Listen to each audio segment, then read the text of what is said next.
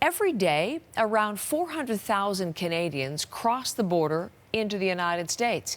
But some of those Canadians who have connections to the cannabis industry are running into problems. They're being denied entry. Tanya Fletcher has the story today.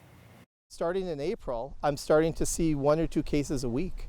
This U.S. immigration lawyer is based in Blaine, Washington. These days, he's dealing with a whole new crop of clients, business travelers. So these are professionals from Canada who either work for a company that does business with the U.S. cannabis industry or themselves individually, they're coming down to do business. He's seeing many with even loose associations to marijuana now being turned away at the border. You know, selling a machine, a legal machine from Canada to a U.S. customer, owning property in the United States that has a tenant who's in the cannabis industry. So it's a very far stretch, but they're making that connection and denying Canadians. He says there's been a lot of confusion because, yes, even though pot has already been legalized over there in Washington state and soon to be on this side here in Canada as well within a few months, the border between the two countries is still federal jurisdiction patrolled by those American border guards. And the concern is not one of inconvenience. The concern is one of a lifetime ban from entering a country where you might have other business,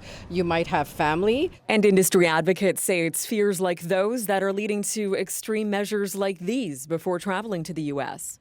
Wipe their phone clean or only communicate in certain apps so they can delete the app, or going to the extreme measure of shipping their phone ahead to their destination is a reality that we're not used to as Canadians. Having previously served as BC's health minister, Terry Lake knows a thing or two about lobbying federal governments, and that's exactly what he plans to do. You know, I think we'll have to really press for some discussions with the federal government to try to intervene on behalf of anyone that's not just directly involved in the cannabis industry, but let's say you make lighting systems that happen to be used in greenhouses. All of a sudden, you may get a lifetime travel ban into the United States. The most disheartening part, they say, is that until something changes on a federal level, they're left with only 2 options.